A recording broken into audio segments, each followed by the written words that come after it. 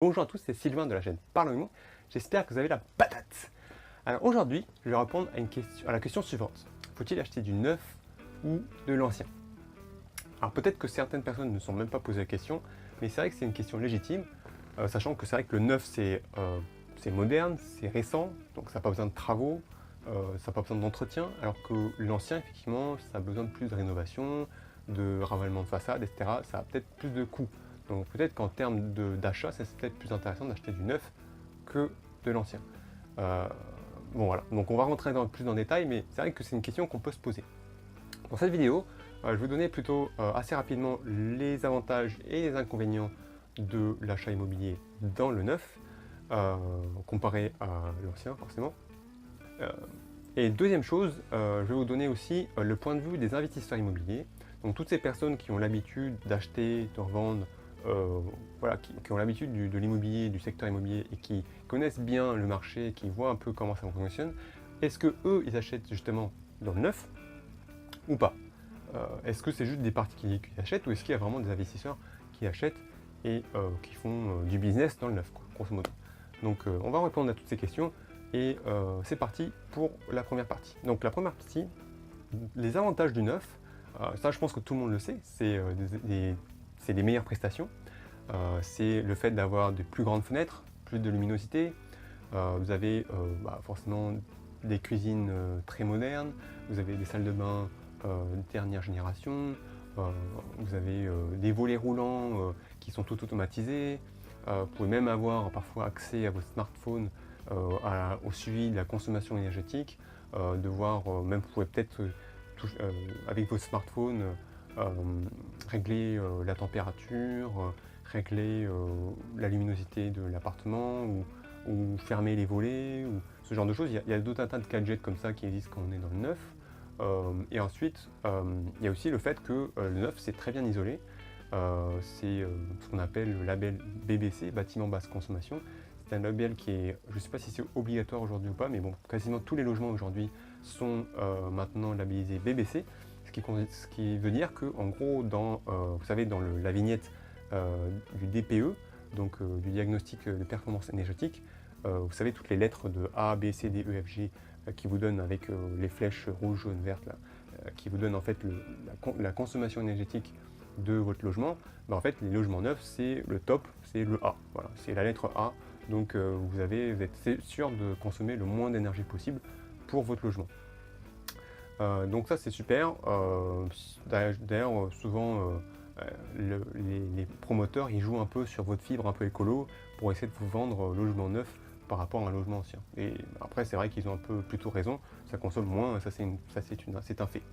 Maintenant, il y a aussi d'autres avantages par rapport au logement ancien, c'est que vous avez de meilleures facilités de financement. Aujourd'hui, quand vous achetez du neuf, le gouvernement vous propose de faire ce qu'on appelle le PTZ, le prêt à taux zéro. Donc une partie de votre crédit sera financée par le gouvernement. Ça ne veut pas dire qu'il vous donne de l'argent, ça veut juste dire qu'il va vous prêter avec un taux zéro. Donc zéro d'intérêt à payer pendant une certaine durée. Ça vous fait économiser pas mal d'argent. Donc ça c'est super et ça vous encourage en fait à acheter plus du neuf que de l'ancien. Voilà, donc il y a ça. Et ensuite, dernier point, comme je vous l'ai dit au tout début de la vidéo, vu que c'est tout neuf, vous avez beaucoup moins de travaux, d'entretien et de rénovation à faire. Parce que justement ça a été tout juste construit et en plus vous avez aussi des garanties du constructeur, ce qu'on appelle la fameuse garantie décennale. Donc pendant 10 ans vous êtes assuré de tous les problèmes structurels du bâtiment et même sur les premières années vous avez même une garantie sur le fonctionnement de vos équipements. Donc s'il y a quelque chose qui se casse au bout de la première ou la deuxième année, vous pouvez demander au constructeur de venir réparer sans frais.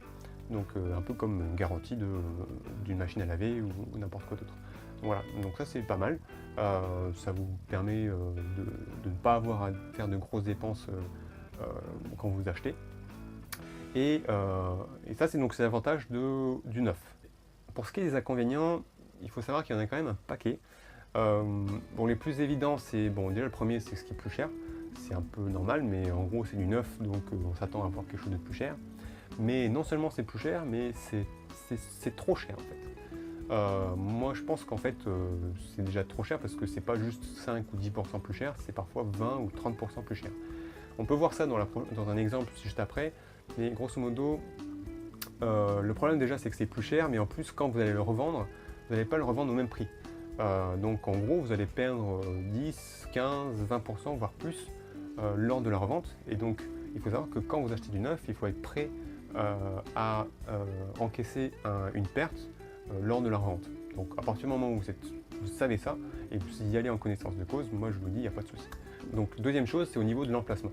Au niveau de l'emplacement, il faut savoir que le neuf, forcément, si vous voyez un peu, si vous réfléchissez 2 secondes comment se construit une ville c'est quoi? Au début ça commence tout petit, au milieu, vous avez le centre historique, et petit à petit, au fur et à mesure du développement de la ville, de l'agrandissement de la ville, avec la population qui augmente, en fait, les nouvelles constructions se font toujours à l'extérieur pour s'agrandir. Donc en fait, vous avez toujours les logements neufs, ils sont en général plutôt en périphérie. Et si ce n'est pas le cas, c'est que généralement ils construisent par-dessus un logement qui a été démoli ou une ancienne usine ou ce genre de choses. Mais en général, les emplacements ne sont pas tip-top.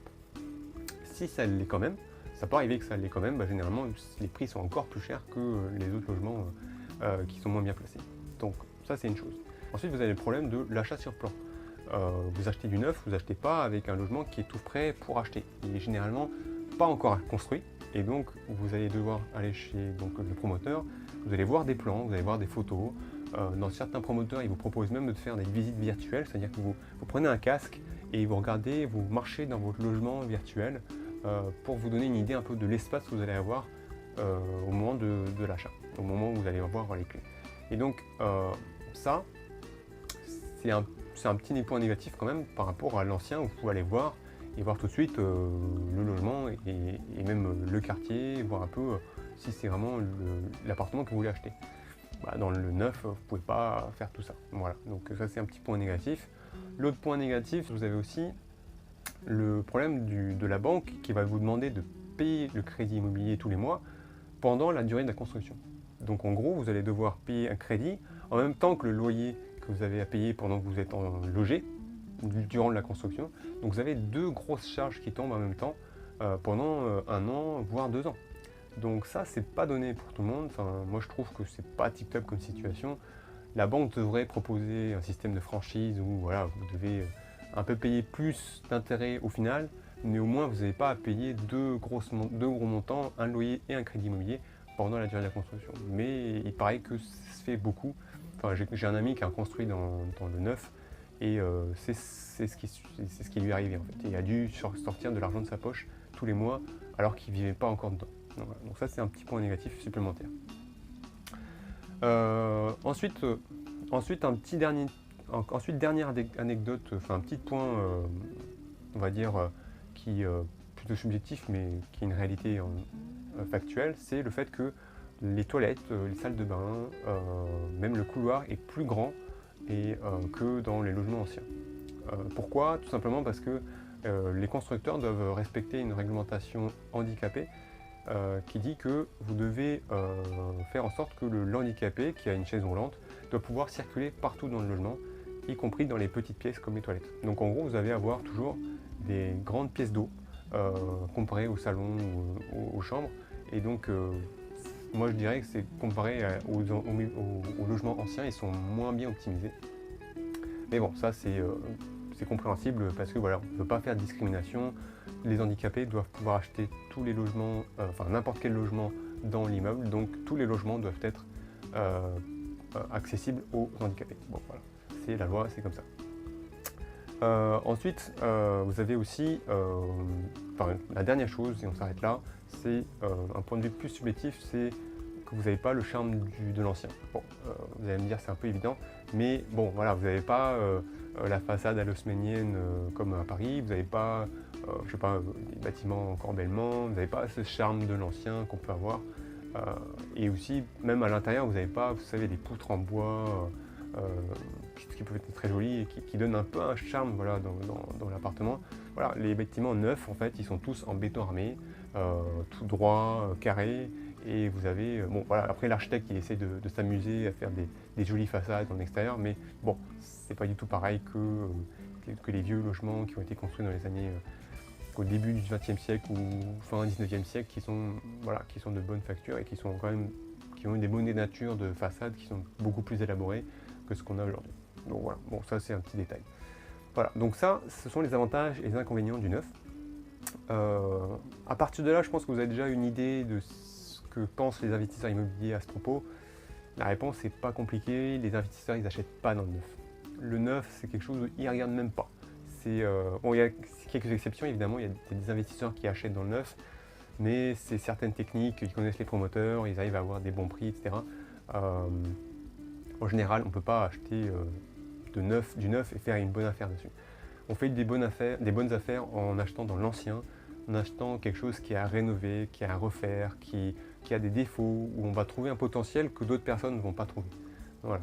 Donc ça, c'est pas possible à faire dans le neuf, c'est beaucoup trop cher, c'est pas rentable à faire normalement. Voilà. Et ceux qui achètent du neuf, c'est soit parce qu'ils ont beaucoup d'argent et qu'ils veulent le placer, soit parce qu'ils veulent du neuf, Voilà, c'est tout. Donc moi, mon conseil de base, ce sera n'achetez pas du neuf, achetez plutôt de l'ancien, et en plus dans l'ancien, vous avez beaucoup plus de possibilités de choix, parce que forcément l'ancien, c'est tout le parc immobilier, alors que le neuf, c'est quelques immeubles qui se construisent dans une ville.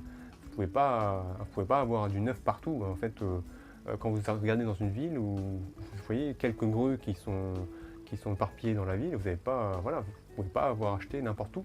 Donc il se peut que dans le quartier que vous recherchez, il n'y ait pas d'immeuble en construction et vous ne pouvez pas acheter de neuf, quoi. Donc ça aussi, c'est à prendre en compte, je pense. Et si vous voulez avoir l'emplacement idéal, vous avez un endroit particulier où vous voulez vivre, il faut mieux chercher dans l'ancien, vous avez beaucoup plus de choix que dans le neuf. Voilà. Donc voilà, je m'arrête tout de suite. Donc voilà, j'espère que cette vidéo vous a plu. La prochaine vidéo, ce sera à propos de la négociation. Comment négocier son premier achat immobilier. Comme je vous l'ai dit dans la précédente vidéo, négocier c'est ultra important pour démarrer. Donc on va parler de ça. Et si cette vidéo donc aujourd'hui vous a plu, n'hésitez pas à laisser un pouce j'aime, à laisser un commentaire et partager si vous pensez qu'elle va servir à d'autres personnes. Merci beaucoup et on se retrouve à la prochaine. Ciao ciao. Alors bonjour à tous, donc dans cette vidéo je vais vous montrer rapidement par des exemples concrets en quoi le neuf est beaucoup plus cher que l'ancien et pourquoi il n'y a vraiment pas intérêt à acheter au vu des prix. Donc là le site que je vais vous montrer c'est Imo9, c'est un site un peu comme Se Loger mais pour l'immobilier neuf. Vous pouvez trouver tous les programmes neufs qui sont en cours chez les promoteurs. Donc on vous demande de soit vous voulez acheter pour habiter, soit acheter pour investir. Investir comprenez donc le mettre en location. Donc voilà, donc bon, moi je mets juste acheter pour habiter. Après j'ai mis, je sais plus ce que j'avais mis Paris, après j'avais mis, bon vous pouvez choisir différentes communes. Et donc bon, je vous ai fait tout de suite les recherches, donc je vais trouver un logement, donc j'ai tapé, j'étais en train de chercher une ville pas loin de Paris, enfin en région parisienne, et j'ai trouvé en fait un programme à Arcueil, donc c'est la ville où j'ai fait mes études. Donc ça me permet de vous montrer un peu avec une ville que je connais pas trop mal. Et là donc sur ce programme, les jardins couturiers à Arcueil, on a tout de suite, vous voyez, ça c'est des images, forcément c'est des images de synthèse comme vous voyez. C'est un des désavantages qu'on a dans le neuf, mais bon, passons à autre chose. Je voulais vous montrer ça, 89 900 €, ça c'est le prix de base de départ, et ça c'est le départ parce que tout simplement c'est le prix le moins cher du studio, mais évidemment ces autres appartements sont beaucoup plus chers. On a donc un studio de 30 mètres carrés qui fait 189 900 €. Bon, j'ai essayé de chercher ça, un appartement, j'ai essayé de chercher un studio à Arcueil. Bon, il se trouve qu'il y a très peu d'offres, en fait il n'y a que un appartement qui est en vente sur le Bon Coin. Bon, c'est pas trop comparable en fait si on a qu'un seul appartement, donc du coup on va passer tout de suite aux 3 pièces qui varient entre 57 et 67 mètres carrés et entre mettons 300 et 350 000. Donc on regarde un peu dans le détail qu'est-ce qu'il y a. Bon, vous voyez il y a 3 appartements à 57 mètres carrés et ça c'est un autre appartement à 67 mètres carrés, et donc celui-là est forcément plus cher à 350 000 et les autres varient entre 300 et 316. Ça c'est généralement pour les questions d'ensoleillement, d'exposition, de configuration qui font que les prix sont légèrement différents. Donc voilà, donc on est autour de 300 000. qu'est-ce qu'on va voir? On va voir donc les 3 pièces à Arcueil. Et donc j'ai pas mis de contraintes sur les surfaces, j'aurais peut-être dû le mettre. Mais bon, je voulais quand même vous montrer un peu les prix dans l'ancien. Et vous voyez, c'est 239 000 € pour la même surface. Ça vaut pas, moi je dis pas que c'est exactement les mêmes, c'est les vrais prix, parce que peut-être qu'il n'est pas exactement situé au même quartier, etc. Mais je voulais quand même vous montrer, c'est quand même une idée générale des prix. Vous voyez, même avec des surfaces qui sont pas exactement les mêmes, 70 mètres carrés, vous voyez, on a quand même 285 000. Bon, enfin, vous pouvez trouver des apparts qui sont quand même beaucoup moins chers que le neuf, quoi. Il y a celui-là qui est plus cher, j'avais checké juste un peu avant, mais voilà, j'allais dire c'est une anomalie. Enfin, ouais, il y a finalement des appartements qui se vendent peut-être plus cher.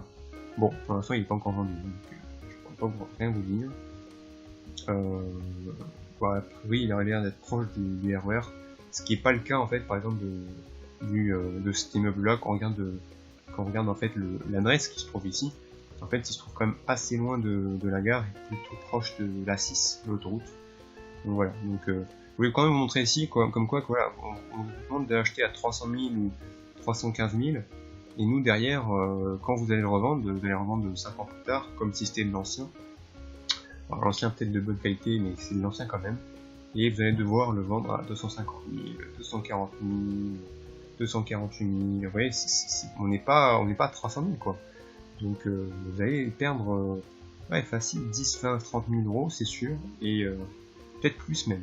Et donc, si vous êtes capable d'encaisser cette perte, bon, bah, allez-y, mais franchement, c'est pas intéressant, quoi.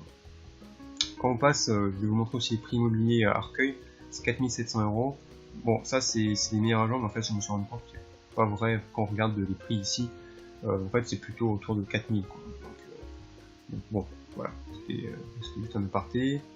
Ensuite, vous avez, j'ai pris un autre programme, un autre à Paris 20e. Donc celui-là au moins il est dans Paris, même si c'est l'un des quartiers les moins chers de Paris.